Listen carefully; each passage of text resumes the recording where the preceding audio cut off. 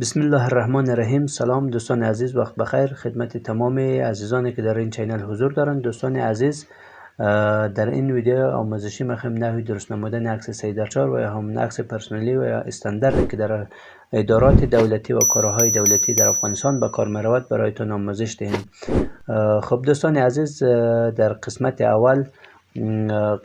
اول فوتوشاپ را باز میکنیم. زمانی که فوتوشاپ باشد، فرق نمیکنه در هر فوتوشاپی که باشد دوستان عزیز، ما از فوتوشاپ CS5 استفاده میکنیم و هر فوتوشاپی که باشد یکسان است. دوستان عزیز، فوتوشاپ فرق نمیکنه، نحو کار کردن با همه ایشان یکسان است. دوستان عزیز، در قسمت اول عکس خود را برای بالای فوتوشاپ باید انتخاب کنیم از قسمت فایل. دوستان عزیز، از قسمت فایل عکس خود را وارد فوتوشاپ میکنیم. از قسمت فایل گزینه به نام نیو یا شارکتش کنترل او است که از این قسمت عکس خود را وارد فوتوشاپ میکنیم. خب دوستان عزیز، ما این عکس را که اینجا هست این را میخوایم آماده کنیم. خب زمانی که عکس ما وارد فوتوشاپ شد، از قسمت کراپس، از آپشن سمت چپ، از منوی سمت چپ گزینه کراپس را انتخاب کنید. زمانی که بالای کراپس تولز کلیک نمودین، خب دوستان عزیز، زمانی که کراپ تولز انتخاب شد، این منوی بالای این قسمت ظاهر می شود. خب دوستان عزیز، زمانی که این منو برایتان آمد، در این قسمت گزینه به نام واید، در پالوش هاید و این طرف رزولوشن و یا همون کیفیت تصویر برایتان میاد. دوستان عزیز، از این قسمت در این قسمت گزینه وایدش کمین طول عکس می شود. در این قسمت 3 نوشته میکنیم. البته بر اساس سانتی متر باید باشه دوستان عزیز، که اینجا راست کلیک کنیم آپشن های مثل پیکسل، اینچ، سانتی متر، میلی متر و دیگه آپشن ها برایتان ظاهر می شود. شما در دیگرش کار ندارین، فقط قسمت سانتی متر را انتخاب میکنیم، چون به خاطر که عکس 3:4 بر اساس سانتی متر است دوستان عزیز. خب 3:4 سانتی متر انتخاب کردیم.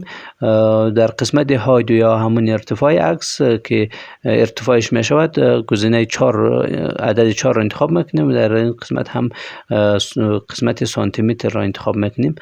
خب دوستان عزیز، در قسمت رزولوشن و یا همون کیفیت تصویر رزولوشنش، این را در عکس های 3:4 1200 انتخاب میکنیم. 1200 انتخاب میکنیم. زمانی که 1200 انتخاب کردیم، از قسمت بالایی عکس، از این قسمت ماوس را کلیک نموده و به صورت پایین کش میکنیم. خب دوستان عزیز، زمانی که عکس ما به این شکل ظاهر شد، از قسمت 4 کلیت کیبورد به طرف راست و به طرف چپ، هر طرف که لازم بود که به صورت مستقیم در وسط کراپ شدگی ما وسط بیاید، گزینه کلید انتر را فشار میدهیم. زمانی که انتر کردیم دوستان عزیز، عکس ما به صورت زوم اوت می شود و حالا ما باید عکس خود را زوم این کنیم که عکس خود را در روی فوتوشاپ تکمیل باید ببینیم.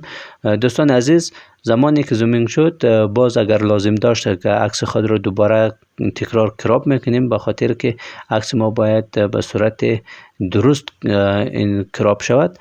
خب فرق نمیکنه 2 دفعه 3 دفعه تکرار کراپ شود، هیچ مشکلی ندارد. باید عکس ما به صورت درست و واضح باید کراپ شود. خب دوستان عزیز، طبقی که میبینید عکس ما عکس 3:4 آماده شده است برای چاپ.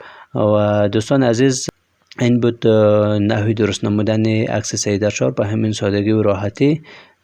عکس 3:4 ما آماده شده است و در ویدیوهای بعدی نحوی درست نمودن عکس ساده، تبدیل نمودن عکس ساده به درشی و یا درست نمودن عکس پاسپورتی و یا همه چیزهایی که در یک عکاسی و یا یک کسب مهارت داشته باشین برایتون آموزش میدهیم. خب دوستان عزیز، زیاد وقتتان نمیگیرم. چینل ما را لایک و سابسکرایب نمایید. منتظر ویدیوهای بعدی باشین. در ویدیوهای بعدی نحوی رنگ‌آمیزی و نحوی ایدیت نمودن عکس، چگونه عکس خود را برای چاپ آماده کنیم برایتون آموزش میدهیم.